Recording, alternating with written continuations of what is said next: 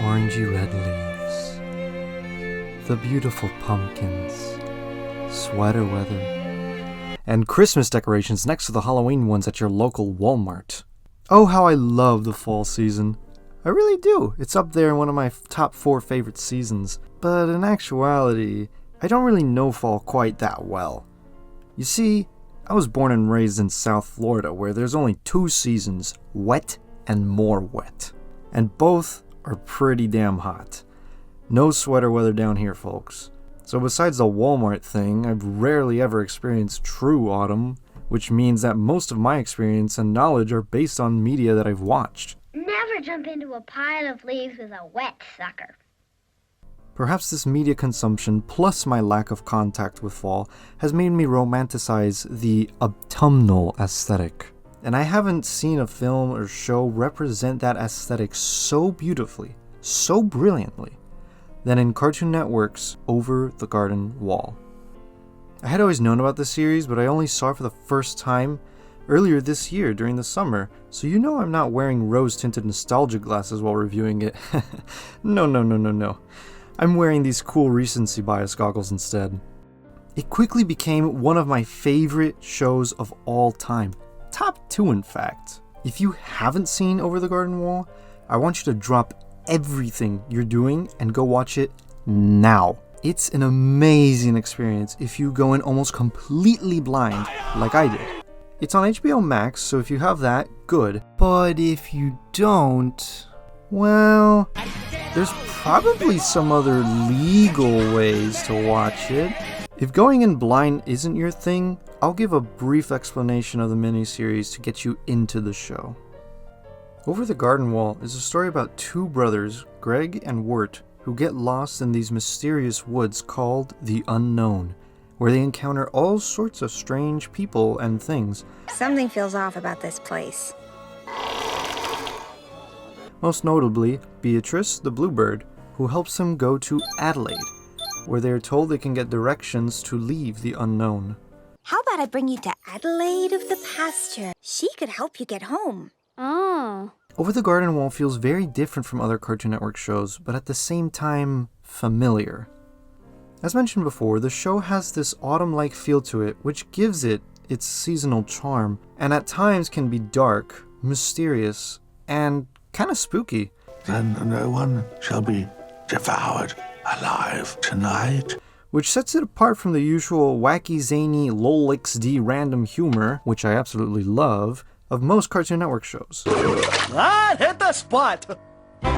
However, it also has its funny moments that makes it feel right at home on Cartoon Network's lineup. You 2 are lost kids with no purpose in life, right? Uh-huh. As they traverse the unknown, they are guided by Beatrice and are occasionally warned by the woodsman, Boys, beware the beast! a mysterious old man who grinds up edelwood into oil to keep his lantern lit. While finding their way home, they must avoid the beast, who preys on lost children to instill despair upon them. He lurks out there in the unknown, seeking those who are far from home, hoping never to let you return. He kind of looks like the anti-spiral from Gurren Lagann, but with antlers. Whoa! Is that f***ing blackface, dude? No, you don't understand. I'm literally a forest demon from across the bridge. This isn't a costume. Now that I think of it, the anti-spiral also loved instilling despair on the protagonists.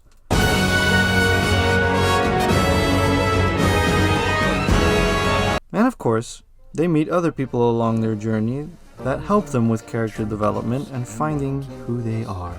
That's great, but who are you? I'm Wirt. I'm just a guy, I guess. What do you mean? Hopefully that's enough information to give a solid, spoiler-free background of the show, and interest you into watching it if you haven't done so already. It should take you just under 2 hours to watch the whole thing, so more or less like a normal movie, and once you do watch it, you can come back to this video. Heavy spoilers from here on out. You've been warned. If I told you there was a story Where are we? from a forgotten place, See anybody? I see you. filled with shadows Something weird is going on. and the unknown, Yeah. where solving the puzzle only leads to dangers and greater discoveries. Would you be willing to take a peek? Over the Garden Wall, a 5-night mystery adventure, beginning Monday, November 3rd at 7/6 Central, only from Cartoon Network.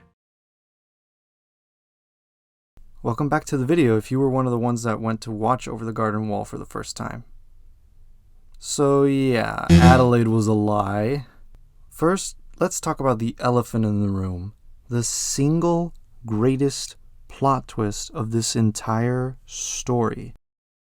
Jason Funderburker. Jason Funderburker. Jason Funderburker? Jason Funderburker? Jason Funderburker. Jason Funderburker. Jason Funderburker. Jason Funderburker.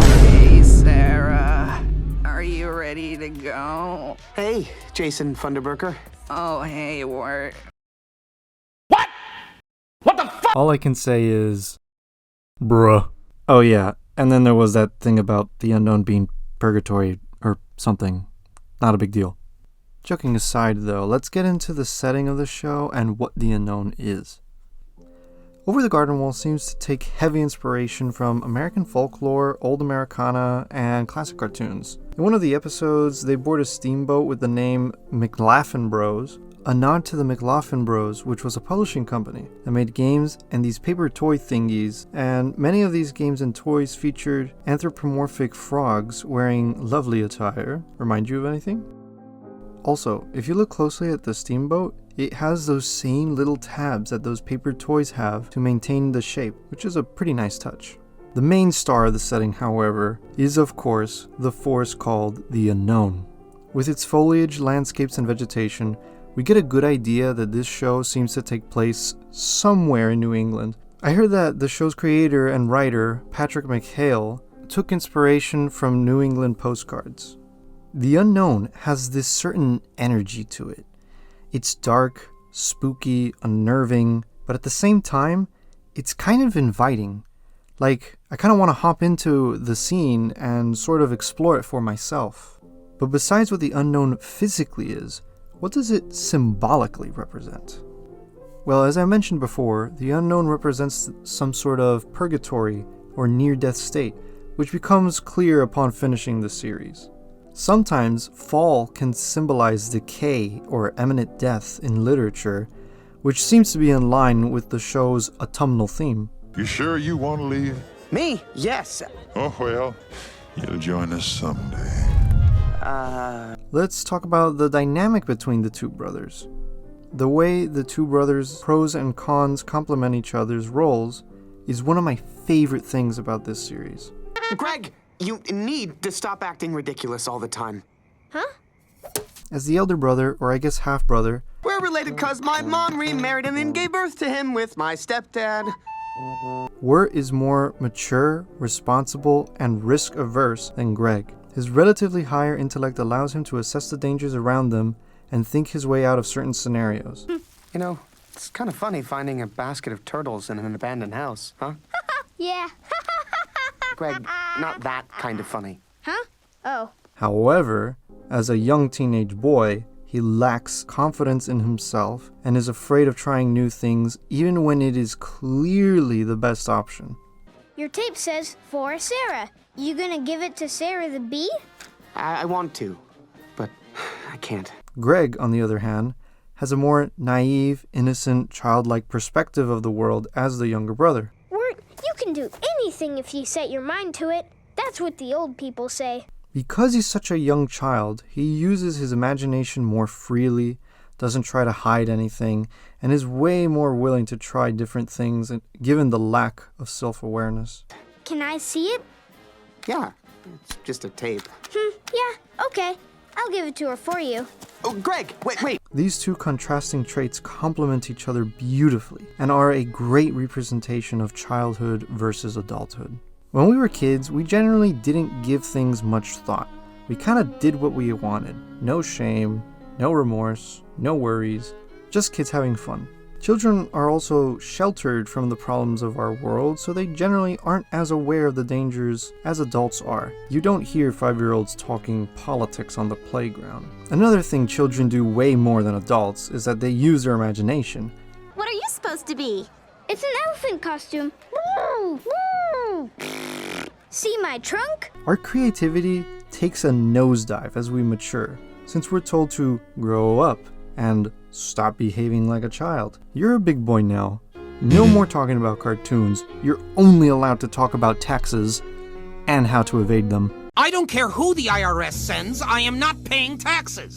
This pressure of conformity into adulthood makes young people like Wirt so self-aware to the point that he stops himself from making progress because he's always questioning himself, always putting pressure on himself. And when Greg uses his untainted child brain to try to help Wirt with his problems, Wirt just starts criticizing and blaming Greg for the problems that he himself has caused. Oh, once again, you ruined my life. Who, me? Oh, you and your stupid dad. Look, do you even know why we got lost in the first place? It's because you were goofing around and getting into trouble like you always do. Really? It was all my fault? You're always messing up, Greg. Boy, you have it backwards. You are the elder child. You are responsible for you and your brother's actions. Sometimes it's good to let our inner kid free, as it helps us to use our imagination, to innovate, and not overthink certain issues. But we also need our adult side to keep us in check and aware of the dangers surrounding us. Now I have a plan to Your plan was better. It is only in their cooperation in which they finally chose a name for the frog. We gotta name him for good luck. I don't want to have anything to do with you or that frog. Okay, I'll try to think of a name myself. Come on. We gotta get Jason Funderburker home, right? Jason Funderburker. The perfect frog name. Greg and Wirt only survived the unknown because they had each other. If either of them went in alone, they wouldn't have made it, period. The beast would have gotten the best of them, which leads me to my next topic. I didn't see any beast. That driver is nuts. Nuts. Phew. As I mentioned before, while these two brothers are wandering in this limbo, they're avoiding the beast. The beast is such a fascinating character to me. A close second to... I'm the highwayman. Yeah, him. But anyway, the beast fascinates me because of the many things he represents. Darkness, evil, and of course, Satan. Let me explain that last one. There are some obvious examples of the beast representing the devil. Well then, perhaps we better make a deal. But there seems to be a lot more going on when we get a bit deeper. In pop culture, we usually have this image of Satan or the devil being this exact evil counterpart to God. Same powers and such, but just an evil version of God. But the truth is, according to The Bible. This is the Bible. You question the words of the mighty Jimmy? Satan isn't all that powerful on his own. What makes Satan dangerous is his attempts to tempt people into sin. In other words, he's not really a physical threat. He's more of a spiritual threat. I mean, this dude reveals himself to Adam and Eve as a snake, and instead of biting them, poisoning them, strangling them, he just begs them to eat a f***ing apple. Really, the only thing you need to stop Satan is to have faith, which, surprise, surprise, the beast only becomes a threat once you have lost faith. Instead of physically hunting down children, the beast wears them down emotionally until they give up, lose faith, and become an edelwood tree, which can be seen in the lyrics of Come Wayward Souls, from both the perspective of the beast and that of the children who succumbed to him. That's exactly what happened to Wirt before Greg switched places with him. The beast appears menacing, and even like he could be a physical threat, like the devil, but he never starts throwing hands against any of the characters. Even when the woodsman starts fighting him, he just sorta backs away from him. When the woodsman swings his lantern, we get a glimpse of what the beast actually looks like. He looks weak, frail, and scared. His body is made up of the lost souls that he tempted into giving up. So both the devil and the beast use their seemingly menacing appearance and wits to carry out their malicious deeds and hide their true weakness. Are you ready to see true darkness?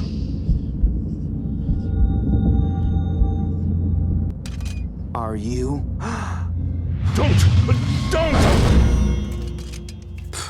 One of the reasons to go into this series blind is just the twists towards the end about the unknown being purgatory or a near-death state. It may seem that it all takes place in 18th or 19th century America, but it's really the 1970s or 80s. There's a bit debate on that. There are some clues from the beginning of the series suggesting that they weren't a part of the time period that the series seems to take place in. Anyone here? Hello? Oh, sorry. I'm looking for a phone. I'm sorry. I heard that while drafting the original script, Patrick McHale was originally going to have it play out chronologically, and so the first episode would have been the Halloween one in the real world and how they got into the unknown. At some point in production, however, Patrick decided to change it up and have it be revealed later, which in my opinion enhances the story by like 100,000%. Knowing from the beginning that they were in some other world would have totally killed the mysterious vibes, fantasy genre feel, and the stakes, because we would already have known the full picture of the story. This decision made the show, so Patrick, you made a great decision back there. Mr. McHale did everything right. The writing, the characters, both good and evil, the setting, the art, the attention to detail, the happy moments, the sad moments, and everything in between comes together to form one definitive orangey red autumnal masterpiece. And that's a rock fact. Thanks for watching. The falling leaves drift by the window. There is so much more to talk about. Over the Garden Wall is something that can be analyzed for hours on end. But this is my first go at making longer form content, so I didn't want to make it too long. If you enjoyed this video, please leave a like and subscribe to the channel. If there's something that I could have done better or something I missed, please let me know in the comments. They'll provide helpful feedback to me to make better videos in the future. See you next time. And soon I'll hear old winter's song, but I miss you most of all,